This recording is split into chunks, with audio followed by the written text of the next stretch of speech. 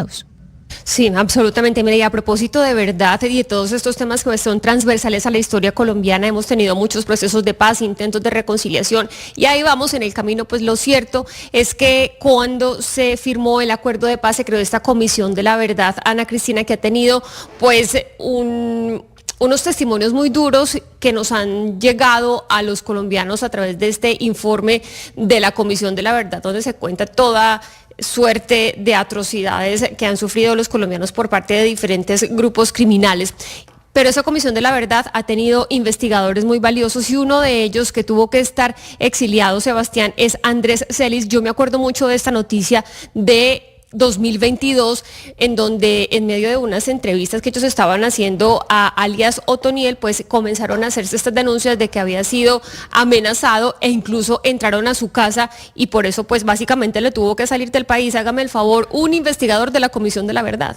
Sí, yo creo que no tiene que haber cosa más triste en el mundo que el exilio, que es tener que irse de su país, pues porque no le queda de otra, y es el caso de Andrés Celis, investigador de la Comisión de la Verdad, que ayudó a construir pues este documento grande que trató de sintetizar lo que fue en 10 tomos el conflicto armado colombiano, y él tuvo que hacer pues entrevistas y trabajos a un montón de gente involucrada en el conflicto, y supimos de él no solamente porque le robaron 2 de sus computadores, pues de la información que él había contenido ahí, sino porque se metieron a su apartamento en septiembre del 2022, lo robaron, lo amenazaron de muerte y se tuvo que ir del país. Si contamos, Jennifer, pues ya pasaron 3 años. Si fue septiembre del 2022, pasaron ya 3 años y un mes. Y Andrés sigue en el exilio, pero lo quisimos invitar. ¿Por qué? Porque él le manda una carta al presidente Gustavo Petro fechada el 2 de octubre, es decir, hace muy pocos días, en la que le pide pues ayuda porque siente que el gobierno no le ha cumplido como lo prometió a ese grupo de personas que están en el exilio, como es su caso. Entonces, si le parece, pues nada, hablemos con Andrés para hablar de lo que ha sido su vida fuera del país desde esa vez que entraron a su apartamento a robarlo. Y está con nosotros justamente el señor Celis. Andrés Celis, gracias por estar con nosotros aquí en Mañanas Blue 10:30. Bienvenido. Hola, buenos días para ustedes y para todos los oyentes. Gracias. Y Sebastián dice que usted en la carta pues habla de los incumplimientos que ha tenido el gobierno nacional con usted, pero déjeme darle mis sensaciones sobre esa carta. Se nota mucha frustración, decepción, desesperanza, no solamente por su caso, sino por el exilio de los colombianos en general. ¿Es así? Es decir, usted está ahí hablando por las personas que han tenido que exiliarse por temas políticos, por ejemplo, del país. Sí, pues yo creo que hay que hacer un breve repaso, ¿no? La carta la firmó a título personal, pero creo que las cifras del informe de la Comisión de la Verdad son muy dicientes y contundentes, ¿no? Después del desplazamiento forzado, el exilio es el segundo hecho victimizante que tiene Colombia, con un pico gigante de 1992 al 2005, donde se registra el mayor pico, el mayor éxodo de colombianos y colombianas. Yo creo que sí hay una frustración frente al gobierno actual, pero pues esto es una situación que viene ocurriendo desde hace décadas, ¿no?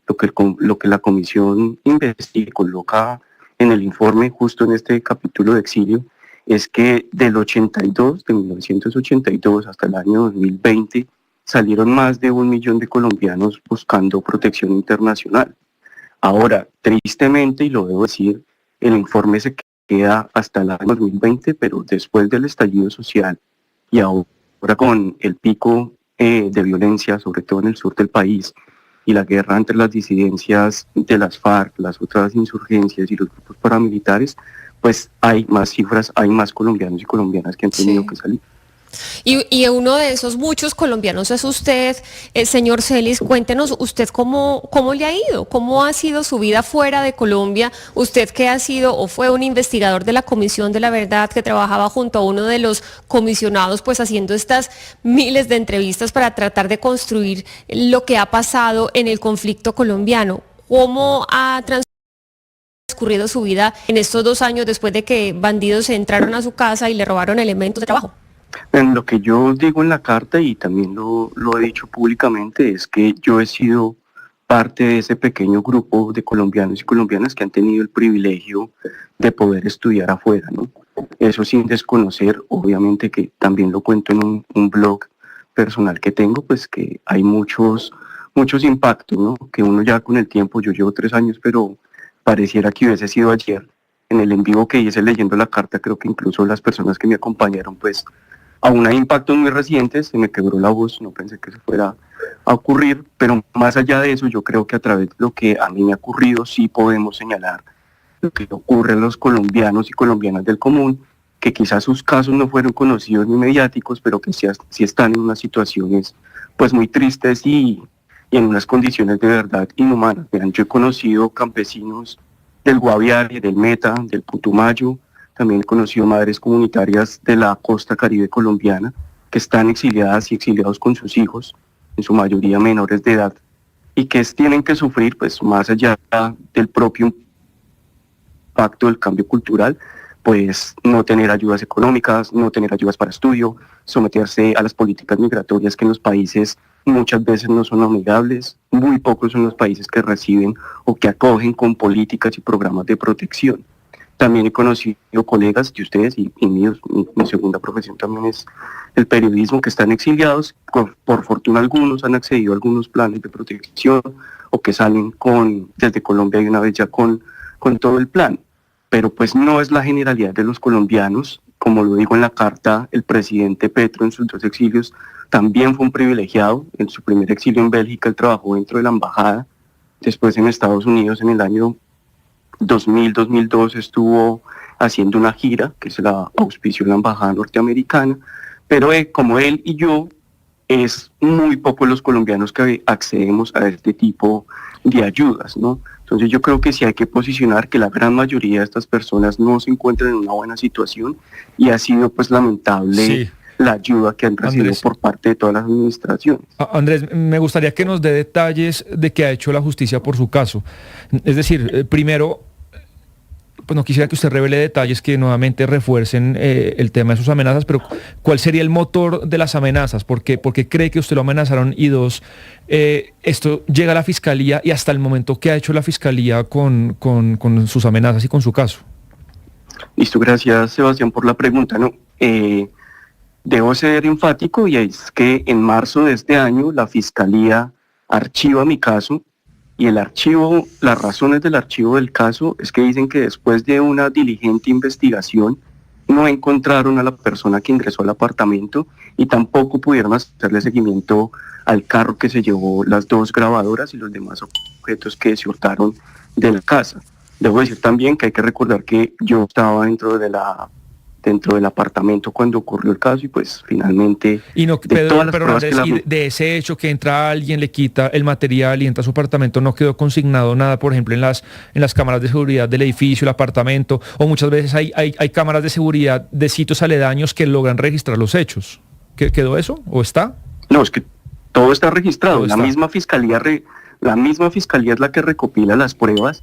Hay más de 50 huellas dactilares tomadas por la propia fiscalía, hay fotografías, hay videos, hay retratos hablados, hay 2 interceptaciones a celulares y pues todo este mismo material que ellos mismos recogieron fue desechado.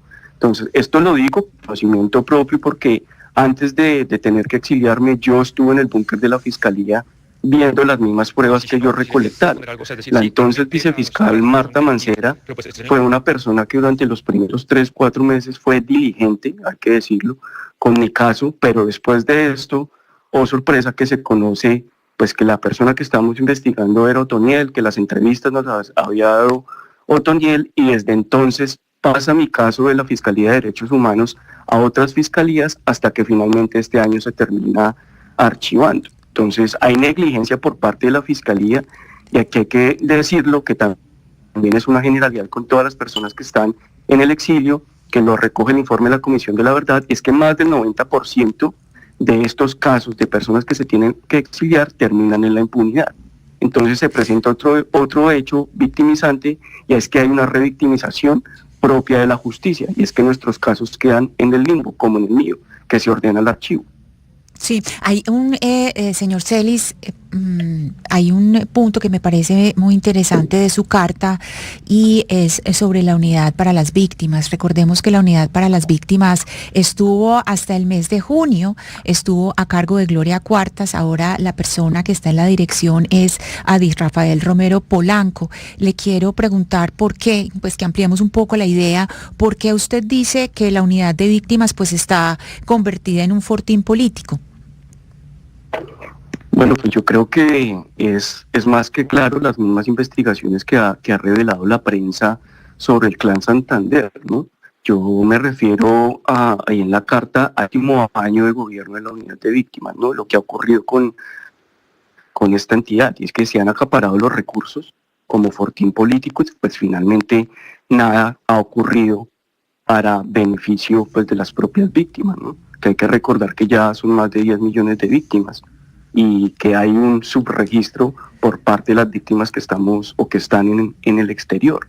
Y pues, sí, así es, señor Celis, pero entonces, el punto es cómo afecta este fortín político, esta burocratización de la unidad de víctimas, cómo afecta a los exiliados, no solamente usted, porque la carta es clarísima, que no se trata solamente de usted, y usted lo hace ver en toda la carta, sino que se trata de todas las personas que están por fuera y que han estado tantos años, pero sobre todo de los jóvenes, cómo ellos se ven afectados por la burocratización y politización de un lugar como la unidad de víctimas.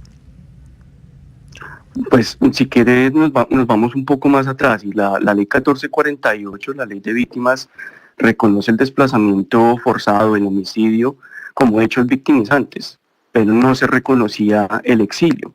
Y hasta ahora con la ley 2421, que creo que fue sancionada en agosto del año pasado, apenas hay una mención muy pequeña frente al reconocimiento del exilio, pero no se tienen en cuenta ni los impactos económicos, ni las afectaciones psicosociales, de un concepto clave que desarrolla la Comisión de la Verdad, y es el incidio, y es todas las afectaciones con las que se quedan las familias allá, que de nuevo, en el caso de los campesinos y de los cientos de colombianos que están por fuera, pues las que nuevamente empiezan a sufrir las victimizaciones son las familias. Y aquí entra a jugar el rol importante de la unidad de víctimas, y es que ¿qué ocurre? Que el señor Adis Romero, envuelto ahora en escándalos de corrupción, pues en nada contribuye que el presupuesto se entreguen a clanes como el Clan Santander en vez de utilizarlos para la reparación a las víctimas. Sí, usted no solamente habla de esos botines políticos y de pues el trabajo que no se ha hecho con las víctimas y con los exiliados, sino que también le hace un llamado al presidente Gustavo Petro por sus relaciones internacionales y su trabajo pues con otros países. ¿Qué tiene para decirle en estos micrófonos al presidente Gustavo Petro? Porque usted dice, si bien es cierto que por ejemplo, alzar la voz para rechazar el genocidio en Gaza ha sido muy valioso, pues también ha habido nombramientos que no han servido para esta lucha dentro de Colombia o incluso dentro de nuestras fronteras nacionales, pues falta un poco de liderazgo del presidente Gustavo Petro. No, pues la invitación que yo le hago al presidente Gustavo Petro es que escuche a un grupo de exiliados, sobre todo de la gente que se ha preparado, porque esto que yo traigo aquí a colación en la opinión pública, que para que todos conozcan, es fruto de un trabajo que también se ha adelantado, ¿no? Hay una serie, hay un decálogo, hay unos puntos y unos documentos de trabajo que, por ejemplo, los exiliados y exiliadas han querido posicionar. Entonces, decirle al presidente Gustavo Petro, escúchelos, escuche las demandas, cumpla con la promesa que hizo cuando recibió el informe de la Comisión de la Verdad, de cumplir con sus recomendaciones, y aparte de eso, siente política pública para este grupo que ha estado en el anonimato y pues que ha sido un grupo más allá de revictimizado, pues olvidado, ¿no? Entonces, que se siente a hablar, que cumpla con la palabra, pero pues que también antes de terminar su gobierno, aunque ya está tarde, pues deje política pública para hacer. Una cosa muy importante, Andrés, es que pues la idea de un gobierno que defienda el proceso de paz es que pues implemente las políticas y los documentos que se hacen de él. Ustedes hacen este documento, la Comisión de la Verdad, que pues gran parte del país la criticó mucho, descree de él, pero la parte del país que sí cree en él, que yo pensaría incluimos a este gobierno, en su opinión, ¿qué ha hecho bien o mal o regular el gobierno con el documento de la Comisión de la Verdad? No, yo creo que para eso hay que remitirnos a los 4 informes que ya ha emitido el comité de seguimiento. Hay un comité específico que le hace seguimiento a las recomendaciones, si se ha cumplido o no. ¿Cuál es el balance de ese comité? Es que ha sido un cumplimiento parcial, lo dice así, pero si vamos al detalle de ese cumplimiento, vamos a ver que ha sido muy bueno el cumplimiento en cuanto a las medidas de comunicación, de socialización, de contribución, pero si vamos al detalle ya particular, entonces, por ejemplo, cosas trascendentales como el exilio, poco y nada se ha cumplido. Lo que estamos viviendo es la situación de exponencial de los cultivos de uso ilícito, tampoco se le ha cumplido a los campesinos con implementar las recomendaciones que hay allí, y así hay muchas otras estructurales que están en poco y nada de cumplimiento. No lo digo yo, lo dice el propio comité de seguimiento a las recomendaciones. Señor Celis, tal vez una última pregunta. La vida de un exiliado, usted nos lo ha dicho, y por las historias que nosotros hemos conocido como periodistas, pues es muy difícil, pero ¿cuáles son las perspectivas que puede tener una persona como usted, que usted mismo lo ha reconocido en esta carta, es un exiliado pues privilegiado, porque ha podido estudiar o tener algún tipo de conexiones fuera, no como le pasa a tantos exiliados que simplemente se pasan por migrantes económicos y a luchar la vida? ¿Cuál es su perspectiva a corto plazo? ¿Usted quisiera regresar? ¿Podría regresar al país? Pues en este momento yo no tengo prohibida la entrada, porque pues sería lógico tenerla, ¿no? Pero ahora mis condiciones de seguridad, pues antes de salir yo estaba con esquema de seguridad. Justo después de salir, la Unidad Nacional de Protección emite su informe, yo quedo en el riesgo más alto, se exige la ampliación de ese esquema de seguridad a mi familia. Entonces, pues, ¿quién tiene vida con 3, 4 hombres y 2 camionetas? Y esto lo digo para denunciar a la cantidad de personas que hay por fuera que sí quisieran retornar al país, que quieren hacerlo, pero pues que no tienen las garantías para hacerlo. Ahora, hay otra cosa que de pronto no se tiene en cuenta y que tampoco la modificación a la ley de víctimas recoge, y es la profesión que estaban cumpliendo estos funcionarios, o no solamente funcionarios, sino periodistas, académicos, sindicalistas, estudiantes en Colombia, que cuando salen no la pueden hacer en los países. Entonces pongámonos en el papel de un juez, que fue juez en Colombia y que salió por amenazas. Pues por fuera no va a poder ejercer, porque pues no es la misma rama jurídica y no va a poder desempeñarse. Lo mismo ocurre con muchas otras profesiones. Los ingenieros, por ejemplo, los empresarios. Hay un testimonio fortísimo de un empresario de Cali que tuvo que salir en el año 2005 y está exiliado en Madrid, y por ejemplo al año antepasado seguía siendo jefe de un restaurante. Entonces, ¿cómo ese cambio de país pues vuelve y desorienta toda la vida, la reconfigura, y pues que no tiene un uso práctico, y hay que, entre comillas, volver a empezar, pero pues muchos no lo pueden hacer, muchos y muchas. Sí.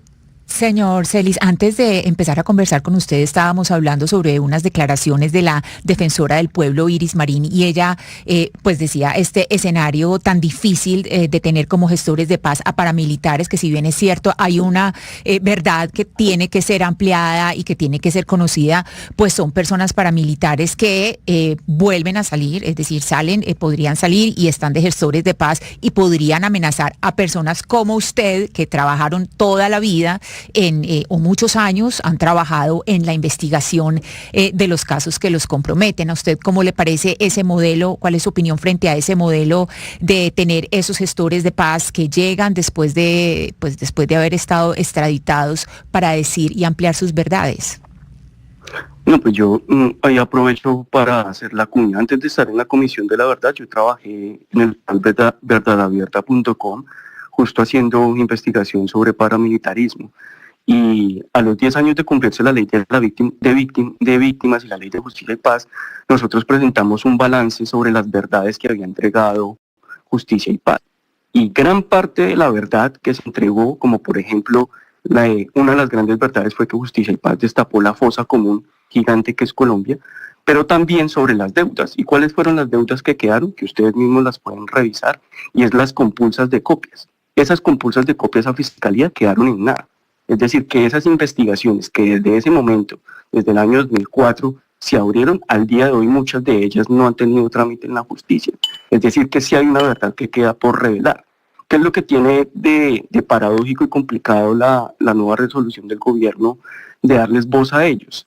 y es que hay un conjunto de víctimas que no tienen voz, y parte de estas reivindicaciones del grupo de exiliados con el que se ha trabajado, entre ellos la asociación Jorge Adolfo Freiter Romero, profesor que fue asesinado por el paramilitarismo en la costa Caribe, es que las víctimas tengan también un asiento en estas mesas de diálogo que se han abierto, que por el momento no lo tienen.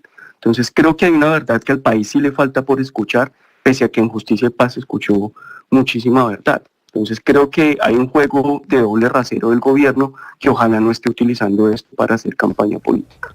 Ojalá, porque es un poco la alerta que lanza la misma Iris Marín, la defensora del pueblo. Pues señor Andrés Celis, muchísimas gracias a usted por contarnos un poco de su experiencia personal como exiliado, este llamado que le hace el gobierno y pues por alzar la voz por otros exiliados que al igual que usted, por ejemplo, quisieran regresar, pero el tema de seguridad no se los permite. Gracias a usted y feliz día. A ustedes muchas gracias.